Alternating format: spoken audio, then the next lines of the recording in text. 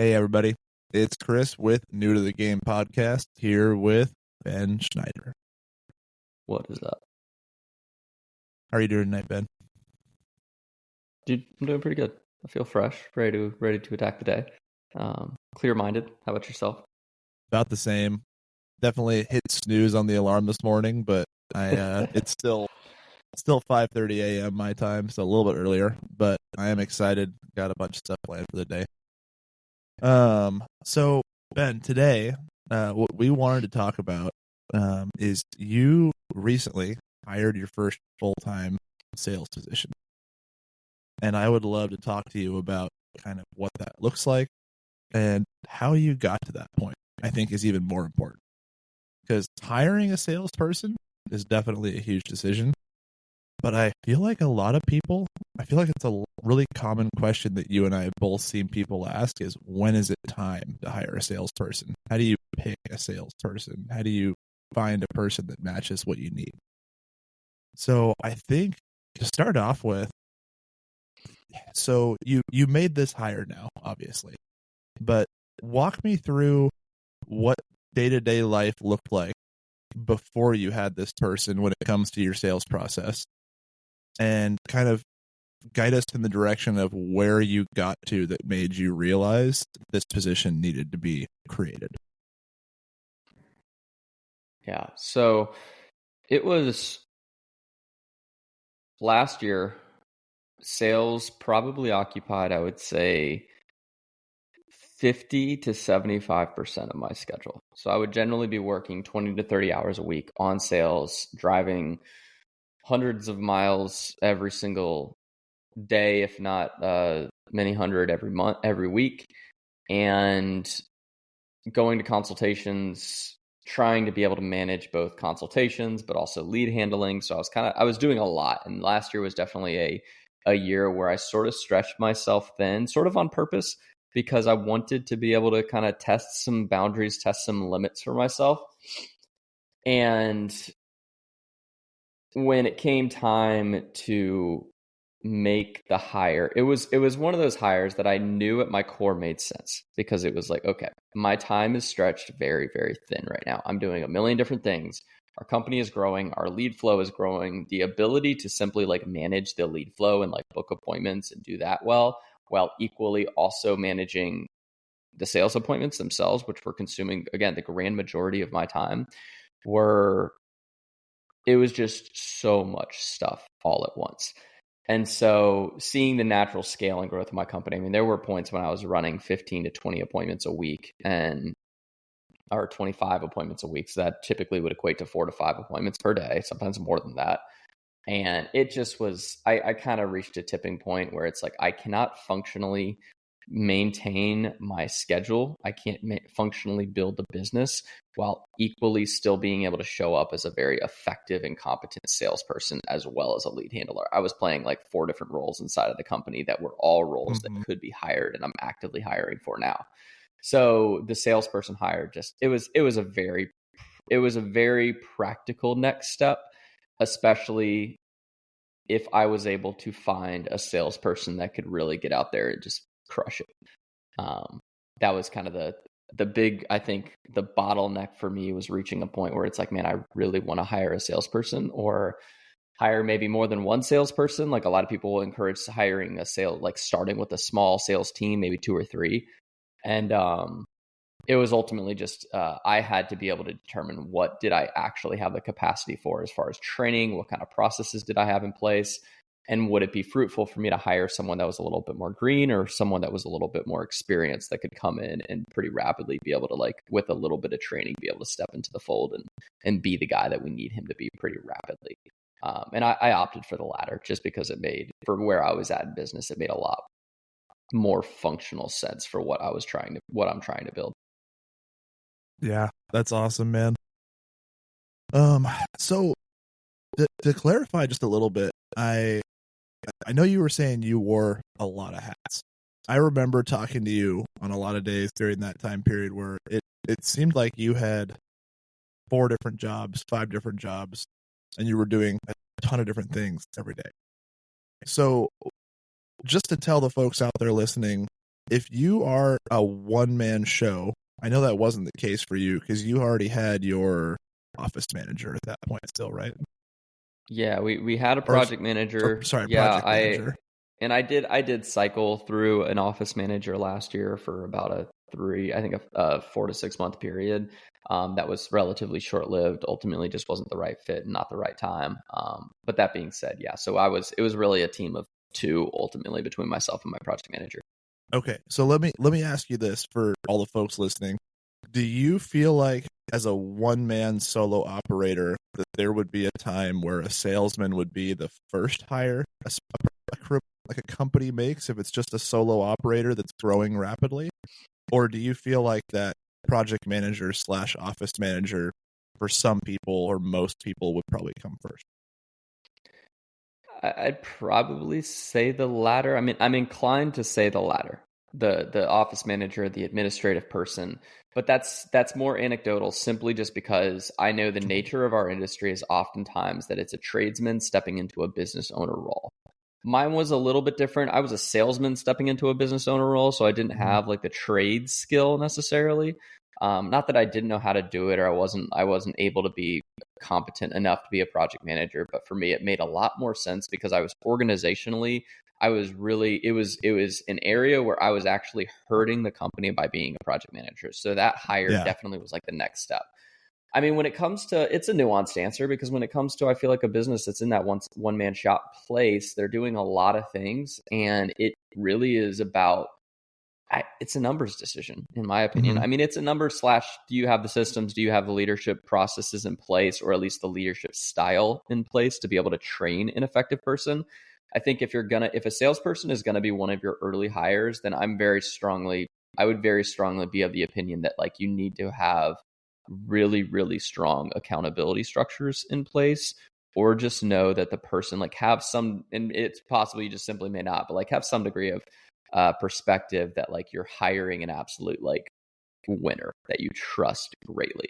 You have to have a huge amount of trust for a salesperson. And because you and I both have heard stories of people recently that have hired salespeople and it just been in like an absolute shit show. And so I think it's a position that requires an immense amount of mindfulness before you hire that position, because it's very easy to be very gung ho about it. And maybe you're of the mindset that you can fail forward through that, which I think is great if you can afford to do so. I know a lot of people that have also gone the route where they typically churn through 3 to 4 salespeople before they find the salespeople. However, if you can mitigate that at all, I would consider that to be a favorable approach, is avoiding the having to hire and fire a bunch of people, and if you can avoid having to pay for all that. Yeah, absolutely. Okay, awesome. Well, let's push forward a little bit and kind of change gears. So you get to the point where you know that the salesman is the next role that you need. I know that it can be challenging to get to that point, but do you feel like do you feel like you want to talk any more about that? Because I feel like that is the hardest part for a lot of people, about just deciding that you have gotten to the point where you want to make that hire. Do you feel like you want to dig into further, like what you were seeing day to day that made you realize that that needed to happen, besides just that you felt like you weren't effective in multiple positions? Is there anything else that you saw in your company day to day, or that you saw on a regular basis, that made you realize, shit, I need to do this now, versus Yeah. I can wait 6 months? Because I feel Yeah, like when I I mean, talk to people about this, that's the hardest part, is just making yeah, the decision of, it's time to do this now. yeah. I think you have to have a great amount of trust in yourself for that decision to be made. A trust in yourself, because I mean, ultimately, salesmen especially, while as motivated and commission based salespeople and hiring for that position they typically are, there's also an innate tendency for them to go to the lowest hanging fruit, and we call it the gravy train, and ride that as rapidly as they can. And if the gravy train runs out, the salespeople burn out, and then they just are like, oh, the environment sucked. Obviously, you want to hire someone that has a high degree of self accountability, which I think is super important. However, I think to be able to have a pre-existing standard set within the company that says, I am going to show up and I am going to be able, as the leader of this company, my standard will always be the one that is higher than the company. It's going to be setting the tone for the rest of the company. If you are not at a place where I think you can successfully show up to this preset standard that you have set for what showing up looks like for your company, it's gonna create a tough environment. Not that you, again, it's never in a situation where you can't do it. It's never so simple where it's like, oh, you just cannot hire a salesperson if you don't have that structure. But you will run into a lot of, I think, obstacles and hurdles that you don't necessarily have to if you have the accountability in the values and the standards set already. As far as like placement and when to hire a salesperson, I am of the opinion that once you get to a point where I would say, I mean, I guess it would be easy to put a revenue number on it. I don't know if that's not going to be a perfect science. So I would probably say when you get to a point where it would be more valuable to have someone that is 100% dedicated to the sales position, someone that can sell. For us, we needed someone that could sell at a greater profit margin, because I was failing at being able to sell effectively at a lower profit margin, and I wanted to increase that. So like being able to figure out how I needed someone who had that tenacity to be able to be after it, but then also someone who could give their dedicated attention to every appointment and not have that feeling. Like, one of the things that I often did is I realized very early when I hired my salesperson is my preset booking appointments were 50 minutes long. So I would book a 50-minute appointment, and then I would book a 50-minute appointment after. Normally the 10 minutes between there was explicitly for like drive time, essentially. So I was able to get out there and wrap up appointments within 50 minutes. And a lot of times there wouldn't be much of like a closing conversation, because more often than not, I mean, part of it was like I just didn't want to have that closing conversation. Other times it was also just originated in the fact that like I didn't have the time. I knew that I didn't have the time. I had to get back on the phone. I had to get back to business. I had to get back to building things. And so when I got to a place where I was stretched so thin that like I couldn't actually give quality of attention to the people that I was selling, even though I was, again, I like to think I'm a pretty reasonably good salesperson. Like I can show up and I establish a good, healthy amount of trust with people when I'm out there. But I did ultimately realize like that was not the best use of my time. I was missing the mark as a salesperson because I was having to field all these other business tasks that were, I won't say of greater importance, but equal importance. And I found myself very, very scattered. And so what ended up happening is that my closing ability, we'll say my closing ratio from a metric perspective, started to go down. I wasn't selling as many jobs with the people that I was giving. I was being presented with people who were ready to buy, that were interested. They had inquired. They were like ready to go. They were definitely going to be doing a project. And I was still failing to sell them. And so the more that I started to observe that happening, I was like, okay, a person who is any trained person that would listen to, any trained salesperson that would listen to this would say that, okay, the people that I talk to on a regular basis are the quote unquote gravy train. They are the people that have money in their hands, that have inquired. They might already even have some price expectation in place, and they're ready to go. Obviously, we're probably going to still be higher than that number, but they're still ready to go. So a good trained salesperson should be able to, given the proper tools, be able to sell those people. And I reached a threshold where I wasn't effectively selling those people anymore. And I knew that in order for us to grow, in order for us to really start to lean into the growth phase that we're in right now, I needed to be able to prioritize my attention, and I needed to be able to have someone who had prioritized attention towards exclusively focused on closing and selling. And so from a like very thoughtful process, that's sort of how I ultimately got to that decision.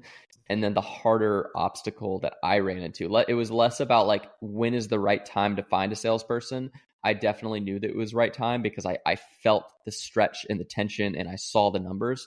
It then became about, okay, how am I going to find the right salesperson? And that, I think, was probably the harder part of the conversation.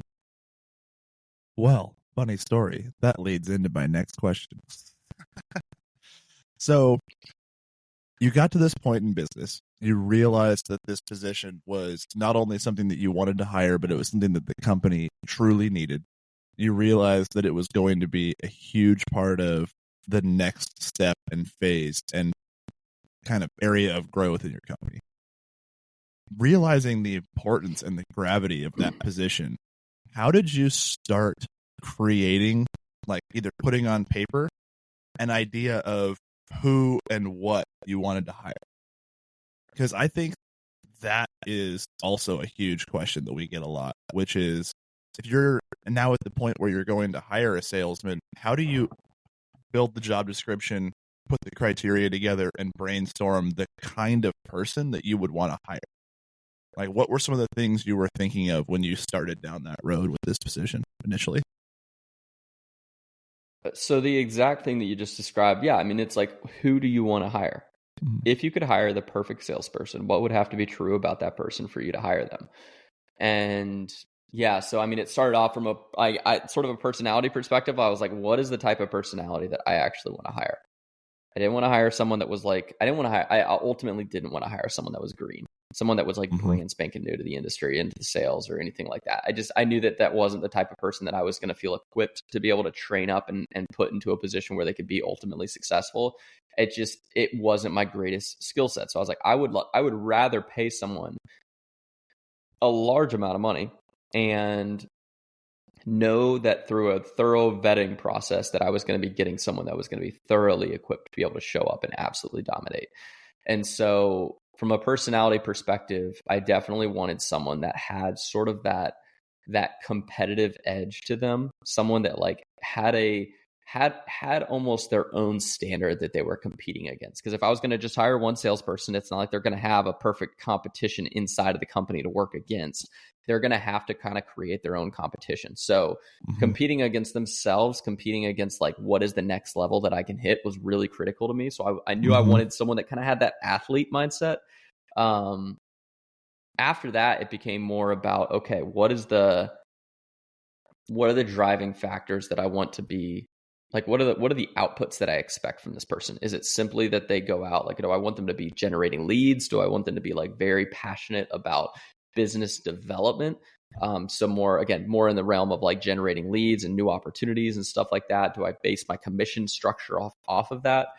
Or do I want a person that can go out there and be an absolute sniper in the field and just like, I give them all of my appointments and they go out there and they sell all of the appointments, and they can they get paid very generously for just being able to sell extremely effectively. And then is the commission tier more based upon like commission structure, maybe more based upon like the profitability range that they sell within. So I initially had actually made a hiring decision that was geared more towards the former, so more towards the business development person. And then that ultimately fell through. The person just didn't commit to it entirely. So I had to pivot, and that's where I found the next person, who is our current salesperson now, and far more of the latter part of that. They were the competitive mind. They were the person that wanted to get out there. They wanted to be able to show off their skills to the highest degree in a very hyper focused way. Like, they didn't want to play quarterback, receiver, and running back. They wanted to play quarterback because that's what they were really good at. And so for me, it then became that actually made it easier for me, because I was like, okay, he's a very good salesperson. He's a very good closer. He has that competitive edge. All I have to do as the coach then, instead of trying to develop like this system where he can thrive in every single role and position him perfectly in all these different ways, it became more about, okay, how do I just simply draw up the best possible plays so he can be able to absolutely dominate? And so now the structure it's a profitability structure. If he sells between 40 and 45%, he gets a 3% commission. If he sells between 45 and 50%, which I would describe as the target range, he gets a 6% commission. If he sells less than 40, it's 0. And if he sells more than 50, he is able to, essentially, we split that profit in half, and he earns any additional profit, 50% of any additional profit beyond 50%. So you need a spreadsheet to calculate it. It's not the easiest of calculations, but the spreadsheet's dialed in. But it's enabling him to go out there, and if he wants to sell a job at 60% and like absolutely just freaking create a huge margin there, he's able to successfully do so and be enabled to do so, and be almost encouraged to do so, because he's able to earn a little bit more. And so what it kind of does, and since I've been really thorough in building out a very replicable, is replicable a word? I think we know what I mean by that. But like yeah, that's a word. Replicable. Yeah, I believe so. Replicatable. No, regardless, it's replicable. Replicable. That sounds like a great word. So I needed to create a very replicable estimating process, so that way when he gets out there, there's not a whole lot of opportunity for him to miss the mark with estimating. I wanted to make sure it was very simplified for him. So I didn't need someone that was like extraordinarily exceptional with numbers necessarily. He just needed to be able to like follow the system that I put in place. So there was accountability within the estimating. So I'm not getting screwed there. There was a very generous commission structure. So I wanted him to be able to, I wanted my commission structure to be so high that it truly attracted the high performers that were like, wow, that is a can't miss opportunity if I can just show up and be the best thing that I can be there. Because I knew that was the type of person that I wanted to attract. And then finally, I wanted it to be set up in a way where when he gets out there, again, like it basically creates as much integrity for the company. And I don't want to say low risk necessarily, because there's inevitably a risk when you're giving all of your appointments to a person. But I did want to create a way where it's like, even the floor of this position is still pretty dang good for the company. It's still a technical win for our company. And so structuring the position that way made it more so I could really just focus my efforts on, can I find the best possible person for this role, as opposed to the structure of it. I built the structure out so that way it just became easy for that person to show up, step in, and not feel like we had to do all of this like figuring out of like what's the perfect puzzle piece to make sure this person's successful. Yeah, totally understand. Cool, man. Well, I feel like that is a ton of information. I feel like the only other thing that I really wanted to ask you to make sure the viewers had a chance to listen to was, you've made this decision to hire your salesman. You've figured out the type of person that you want to hire. Now you've made this hire and you have this person starting on Monday and it's Wednesday afternoon. Assuming that you have not spent as much time as you should have preparing. I know you didn't do this, but let's talk about the theoretical situation for the viewers. What are the 3 to 5 most important systems, SOPs, procedures, whatever, that you so far, having onboarded and trained this person, realized you have to have in order for them to be successful? An estimating procedure.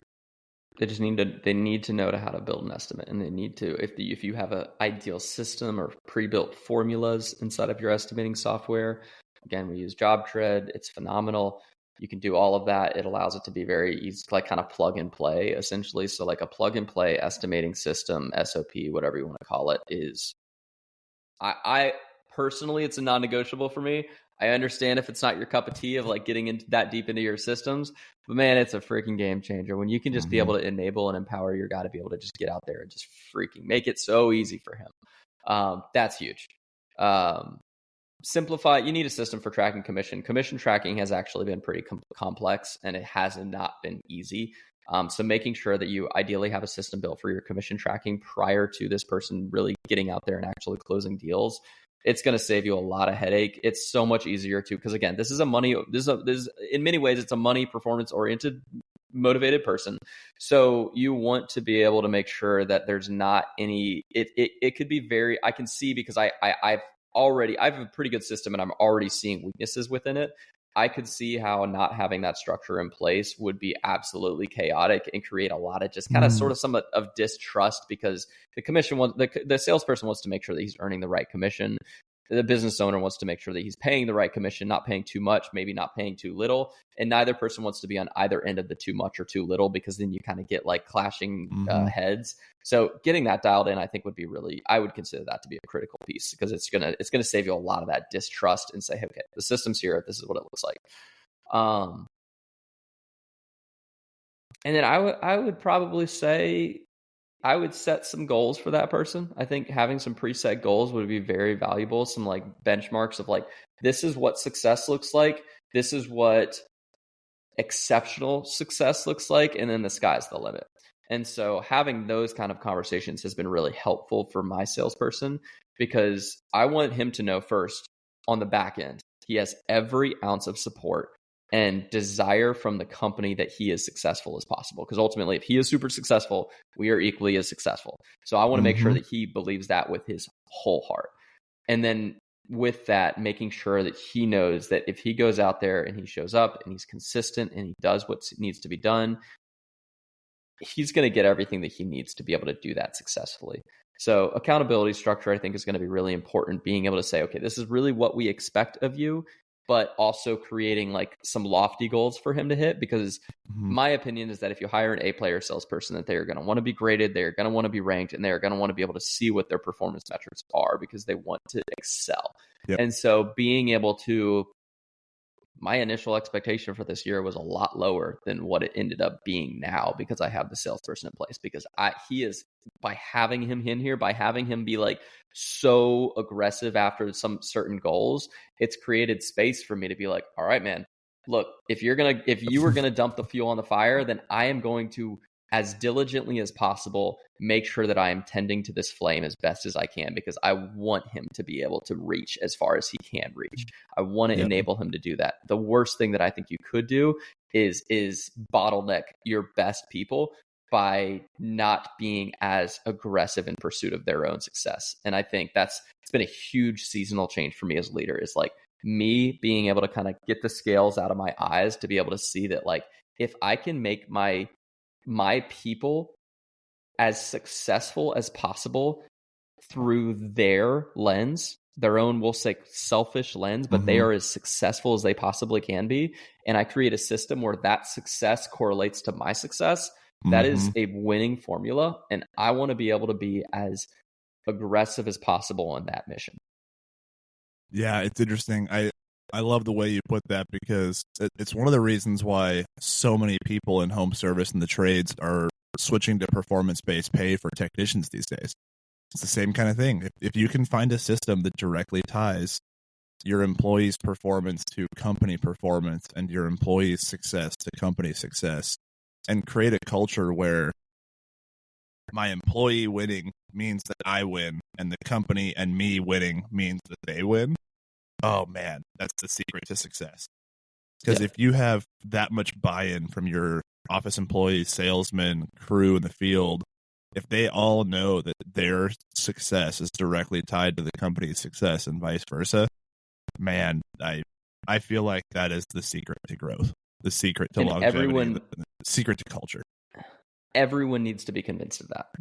Everyone has to be convinced of that, because we live in a world of scarcity mindset that says someone has to win and someone has to lose.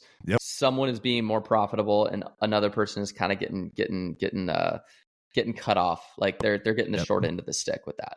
And if we can create an environment where, again, everyone wins through everyone's eyes, our mission is big enough where everyone can win through it.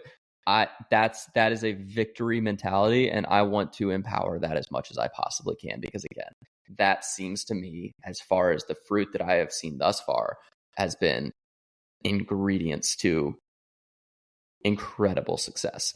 And success and not in like a goal driven success, but like success and like momentum and progress is being made in a direction that I am super thrilled about. And I don't know ultimately where exactly that's going to go. We're having conversations about where that's going to lead to, and I'm excited about that, because that, again, it's a formula I haven't really played with much. And now that I'm playing with it, I'm like, wow, this is truly like the opposite of scarcity mindset, being the abundance mindset where everyone can win. It's exciting. It's thrilling to be a part of that environment. It makes people want to be inside of that environment and excited to be there. Yeah. And we're experiencing it. Yeah, man. That's awesome. Oh, all right. So I am out of questions. So I feel like we covered a lot. I feel like we're at 30 minutes, so we definitely got a lot of info out there. But before we wrap up, before we call it a day, is there anything else about this process, all the way from the beginning where we were talking about what it looks like to be ready to hire a salesman, to creating the position, to building the systems, and then creating the culture in the field every day that you want for this person in your company? Do you feel like there's anything else that you left open or unfinished, or that you want to talk to the viewers about? Just be painfully honest with them. I mean, create an environment where you can be brutally honest with each other. I think that if you can begin to set the tone for that, salespeople, unfortunately, the nature of the sales industry, which everyone knows, like people hate to be sold to. It's the nature of the industry is that there's a lot of dishonesty and there's a lot of like subtle dishonesty. So I would prioritize radical honesty in every way possible from day zero to day infinity, because if you can have radical honesty with your salespeople and they can feel the space and safety to be able to have radical honesty with you, again, that's another ingredient to that winning formula, because then you're actually playing with what the way I articulate it is that you're playing with real problems as opposed to fabricated, like nuanced problems that don't really seem to make sense because you're not dealing with actual honesty. So if you can make sure that you're creating an environment of radical honesty, it's powerful. Awesome. Cool, man. Well, I feel like we can wrap up. I guess two last things. One is, do you want to give your salesman a shout out since he listens to our podcast? Yeah, Curtis, love you, man. You're a freaking beast. I talked to him yesterday, and I was like, man, the best way that I could describe it. Like I use this word, I use this language with him. I call him a sniper, because he's like he went out and he closed 8 out of 8 deals the other day, and like over a 2-day period. He's on a roll, and that's awesome. It makes me so excited. It makes me excited to be. And again, I guess this is sort of a humble brag, but like, I'm excited to be in a leadership position where my success, what I envision my own success being, is seeing Curtis be insanely successful, seeing my team like Iris and the others be extremely successful. And that is, it feels extremely meaningful, more meaningful than any selfish ambition that I ever had prior to. Awesome, man. All right, well, we will wrap up. Thank you guys all for listening and tuning into this most recent episode. A couple of things. We still have a free group on Skool, Skool. I have, to be totally honest, not been great about posting and keeping up on it. However, the last week I've been working on creating some content for that and putting things back into our Skool group.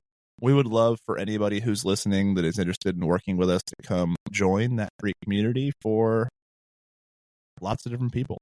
We kind of at the beginning said it was for young entrepreneurs that wanted to join the home service space, but there is a way wider variety of people in there already. So anybody that's interested in what we're doing, how we're doing it, and wants to come hang out with us and talk and learn and be a part of that community, come on over and join. Link will be in the show notes.